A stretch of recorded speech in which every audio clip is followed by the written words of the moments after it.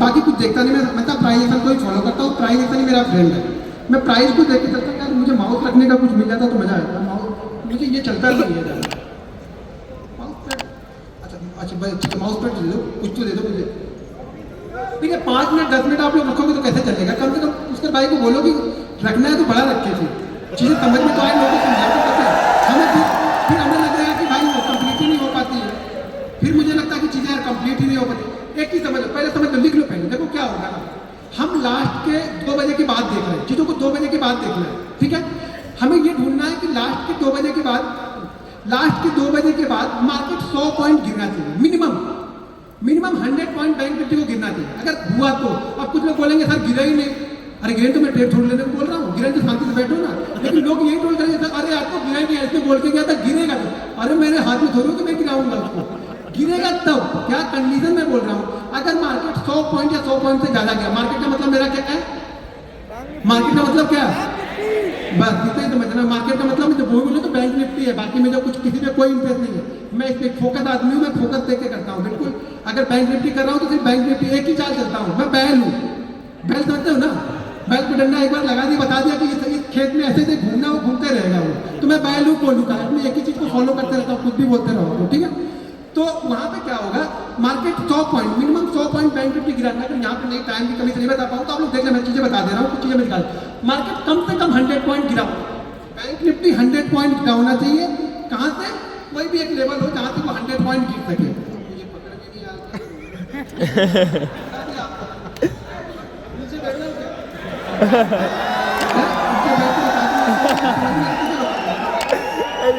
क्या, लिखूं मैं क्या? अब ये हिल गई।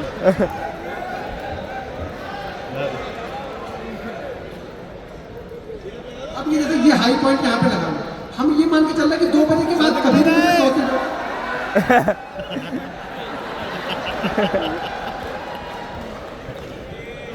बहुत सही सेशन है, खतरनाक, बड़े खतरनाक। टेबल बहुत खतरनाक चीज़ है। अरे घर ले गए चक्कर है।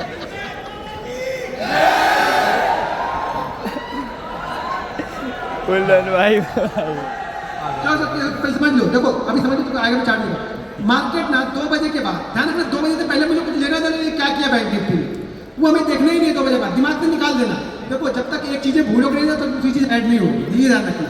कोई भी चीज़ अगर मार्केट को मैं टाइम स्पेसिस चेंज कर, मैं ट्रेड करता हूँ, मुझे मालूम है कि मैं 9 साढ़े 9 बजे कैसे ट्रेड करता हूँ, वो आपने बताया। मुझे ये मालूम है कि मुझे अगर आफ्टरनून में ट्रेड करूँगा तो मैं कैसे ट्रेड करूँगा उसको, ठीक है? तो बैंक निफ्टी कम से कम 100 पॉइंट गिरा होना चाहिए। 100 पॉइंट गिरने के बाद में हम फिबोनाची रिट्रेसमेंट लगाते हैं। क्या लगाते हैं? फिबोनाची रिट्रेसमेंट आपको लगाना है, जो भी कोई, हाँ यहाँ से जाके कहीं से भी आप यहाँ पे आपको ये ढूंढ लेना, ये फिबोनाची रिट्रेसमेंट यहाँ पे मिल जाएगा। ये मुझे देखो होता ये है ना कि कोई चीज़ें होती हैं जो आप लोग को बड़ा सपोर्ट करती हैं, तो मुझे जो रिट्रेसमेंट है ना मुझे बहुत सूट करता है। ये आपको ध्यान रखना पड़ेगा कि आपको सूट क्या करता है। तो मुझे सूट करता है रिट्रेसमेंट, फिबोनाची रिट्रेसमेंट मुझे बहुत सूट करता है, इसलिए मैं इसको बार बार हर जगह पे यूज़ करते रहता हूँ। इंट्राडे में यूज़ करता हूँ, डेली चार्ट पे यूज़ कर लेता हूँ, ठीक है? यहाँ से मैं क्या करूँगा, ये मैंने इसको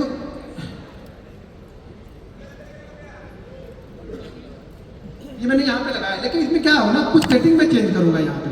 अब सेटिंग चेंज करूँगा यहाँ पे, वो सेटिंग खाली आप देख लो यहाँ पे। पहले मैं ये सारी चीज़ें निकालता हूँ जो बाई डिफॉल्ट लगी होती है, मुझे उससे कुछ लेना देना नहीं। मैं यहाँ पे सिर्फ फॉलो करूँगा 33, ठीक है? बाकी सारी चीज़ें मैंने निकाल दी, ठीक है? मेरा जो टारगेट होगा वो 0.88। देखो ध्यान रखो, मेरा कोई बड़े बड़े टारगेट नहीं होते। मैं आपको ये नहीं बताता हूँ, मैं हर वीडियो, एक चीज़ मैं हर वीडियो में बोलता हूँ, अगले देखो दूसरे को क्या सूट करता है मुझे कुछ मतलब नहीं होता। मुझे ये सूट करता है, मैं कभी टारगेट सेट नहीं करता हूँ। मैं कभी नहीं बोलता हूँ कि 1x2 लेना है, 1x3 1x5 लेना है, 1x10 लेना है। मुझे सूट नहीं करता है ना, वो चीज़ें मुझे समझ में आती है। मैं तो मोमेंटम को ट्रेड करता हूँ कि मेरा मोमेंटम जहाँ तक जा रहा है, मैं ऑप्शन बायर हूँ, मेरा मोमेंटम 200 पॉइंट गया, मैं 200 पॉइंट तक बैठा रहूँगा। मेरा मोमेंटम 30 पॉइंट में खत्म हो रहा है, मैं 30 पॉइंट लेके निकल जाऊँगा यहाँ पे। बस मेरा व्यू यही है। तो मेरे पास टारगेट नहीं है, लेकिन मेरे पास एसएल है। मुझे देना कितना है ये मुझे पता है, लेना कितना है वो मैं मार्केट में छोड़ देता हूँ। अगर मैं देना मैं डिसाइड करूँगा ना तो शायद मैं 1 लाख लेके निकल जाऊँगा, मार्केट मुझे 20 लाख देने के लिए तैयार था, लेकिन मैं निकल गया वहाँ पर। तो मुझे मेरा देना डिसाइड कर लिया कि कितना देना है। तो मेरा टारगेट जो है यहाँ पे 11 1.88 और 1.22, ये मेरा फिबोनाची रिट्रेसमेंट का टारगेट होगा ऊपर की साइड में। ये आपको 1 मिनट 33 आ गई। फेमस कर दिए सर। हाँ, ये आ गया। हमें एंट्री कहाँ पे करनी है? 3 के ऊपर, यानी जो फिबोनाची रिट्रेसमेंट 3.33 दिख रहा है ना, यहाँ पे मैं एंट्री लूंगा, इस जगह पे मैं एंट्री लूंगा जो मेरा ये रिट्रेसमेंट का पॉइंट दिख रहा है। ये कब करूंगा? ध्यान रखना है कि मैं करूंगा कब? जब मार्केट बैंक निफ्टी 2 बजे के बाद, हो सके वो 2 से 2:15 के बीच में आ जाए, वो 2 से 2:30 के बीच में गिरा हो, वो 2:30 से 3 बजे के बीच में गिरा, लेकिन मेरी एंट्री 3-5 से पहले हो जानी चाहिए। अगर वो 3-5 के बाद मुझे एंट्री दे रहा है तो मैं इस ट्रेड में नहीं घुसूंगा, ये भी ध्यान रखना है आप लोग को।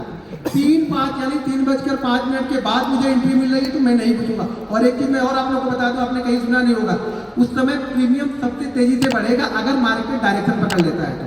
वो 100 पॉइंट का भी डायरेक्शनल मूव अगर मार्केट देगा ना, ऊपर का दे या नीचे का दे, प्रीमियम सबसे तेज वहां पे बढ़ेगा। क्योंकि अब अगले दिन की प्रीमियम एडजस्टमेंट होती है। बहुत सारे लोग पोजीशन को अपनी क्या करते हैं, पोजीशन को अपनी,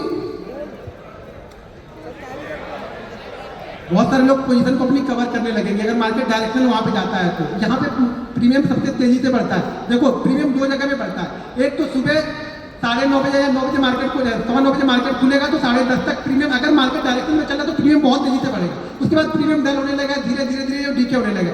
फिर एक बार जाते जाते शाम को आपको बढ़ा के जाएगा अगर मार्केट डायरेक्शनल हो। मैं बार बार बोल रहा हूँ, मार्केट डायरेक्शनल हो। अगर 100 पॉइंट का मूवमेंट मिल गया हमें तो मार्केट डायरेक्शनल आपका मार्केट फ्लो, अगर 100 पॉइंट का मूवमेंट कहीं भी एक्सपायरी के दिन में मिल गया ना इसी तरीके का, तो कम से कम आपका प्रीमियम 120 पॉइंट बढ़ेगा। 100 पॉइंट नहीं, 120 पॉइंट बढ़ते हुए दिखेगा, बहुत तेजी से बढ़ेगा। लेकिन अगर उल्टी दिशा में गया तो कहाँ तक निकल जाना है? ये हमारा एसएल है, 0.00 जो है ये मेरा एसएल है। ये जो है ना, ये लाइन मेरी एसएल है, यानी मुझे यहाँ पे 3.3 का मुझे एसएल दिया है। मेरा टारगेट यहाँ पे कितना है?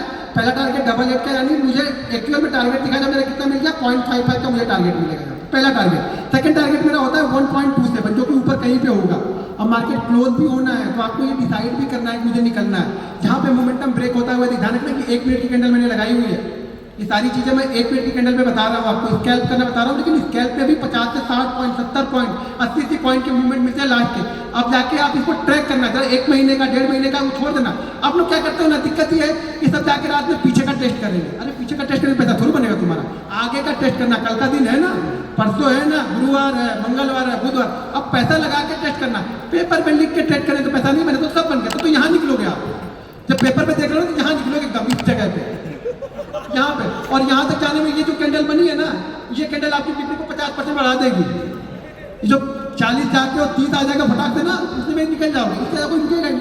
हमेशा ध्यान रखना टारगेट और स्टॉप लॉस। टारगेट का मतलब क्या हो गया? यहाँ पे स्पेसिफिक टारगेट है कि 0.88, भैया कम से कम अपने एसएल से ज़्यादा तो लेके जाओ। ध्यान रखना जितना एसएल दे दो उससे कम में अगर मार्केट आपको निकलने का बोल रहा तो इससे अच्छा एसएल ही ले लेना।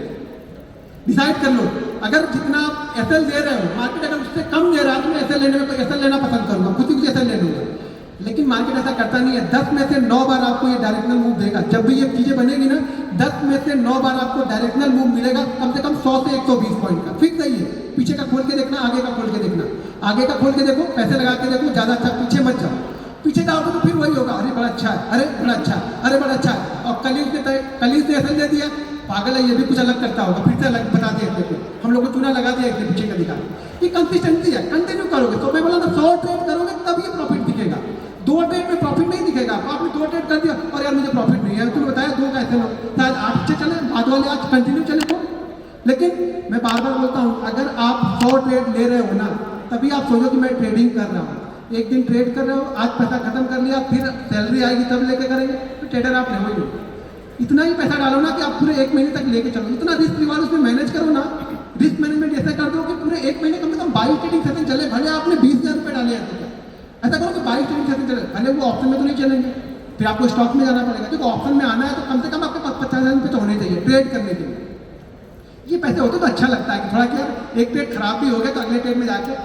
अब आप लोग ट्रेड कैसे करते हो ना, आप लोग ने 1 लाख रुपए है, पूरा 1 लाख लगा दिया, 30,000 खत्म, अब 70 पे ट्रेड, तो रिकवर कैसे होगा? होगा ही नहीं। अगर आपके पास 1 लाख रुपए आपने 20,000 से ट्रेड किया, इस 20,000 पे लॉस हो गया, अगले 80,000 मेरे पास पड़े, वहां से वापस 20,000 दूसरा मैंने उठाया, जो लॉस हुआ खत्म हो गया, उसको 20,000 कंप्लीट करके फिर से मैंने ट्रेड लिया, तो ये रिकवर हो सकते हैं। लेकिन आप लोग क्या करते हो, कैपिटल को पहले खत्म करते हो, फिर उसको रिकवर करने के लिए आते हो, और फिर भगवान के पास जाकर मंदिर में दुआ करते हो, हे भगवान मेरा सारा रिकवर होगा, मैं छोड़ दूंगा ट्रेडिंग छोड़ दूंगा। फिर भगवान बेटा तुमको छोड़ना ही क्यों, मैं तुमको इसी में फंसा के रखूंगा।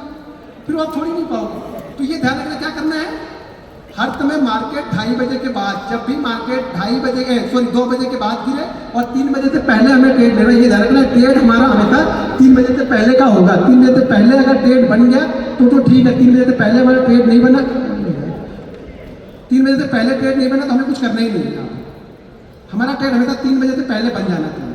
कभी भी आप देखो, कितना पीछे का उठा के देखोगे ना, 2:30 से 3 बजे के बीच में आपको ये चीज़ें देखने को मिलेंगी। ये देखो, चीज़ें करते करते ना आदत पड़ जाती है हम लोग। यहाँ पे नहीं मिला है छोड़ देंगे, कोई दिक्कत नहीं। जहाँ पे नहीं बना है वहाँ पे कोई दिक्कत नहीं, वहाँ जबरदस्ती ट्रेड मत दो। जहाँ पे बना है वहाँ पे देखो। आप लोग क्या होता है, जहाँ नहीं बनता वहाँ पे ज़्यादा इंटरेस्ट होता है। यहाँ पे देखो 3 बजे का फिर से वो चीज़ें मिली हमें, 100 पॉइंट का मूव है वो, आपको नहीं दिखेगा, हमें मुझे पता है, मैं रोज करता हूँ, मुझे पता है कहाँ पे क्या पड़ा। वो 10 में से 9 दिन मार्केट यही कंडीशन बना के चलता है। 3 बजे के बाद बड़ी पोजीशन आती है, कुछ कवर होती है, कुछ नई पोजीशन लोग लेके जाते हैं। अगर ऊपर का मिला तो, नहीं मिला तो शांति से बैठे रहो, बंद कर दो। अगर हमें 100 पॉइंट का एक मूव मिल गया नीचे का, वहाँ से मार्केट अगर 33 के ऊपर निकलता है तो वो 100 पॉइंट का मूवमेंट हमें मिल जाता है। 80 से 100 पॉइंट का बड़े आराम से। और मैं देखो ज़्यादातर मैं 80 से 100 पॉइंट की मूव पकड़ने में मास्टर हूँ, और जिसमें मैं मास्टर हूँ वही करूँगा। मैं दूसरे का देख के नहीं करूँगा कि मैं 300 पॉइंट पकड़ लूँ, अगला चलो तो मैं पकड़ लूँ। मुझे जो आता है वो करूँगा, मुझे वो आता है वो चीज़ें मैं करता हूँ। ठीक है, अगर चीज़ें पसंद आए तो बस आप लोग का आशीर्वाद अपने देते रहिए।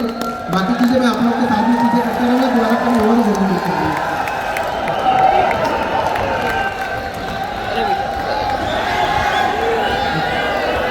सब खड़े हो गए।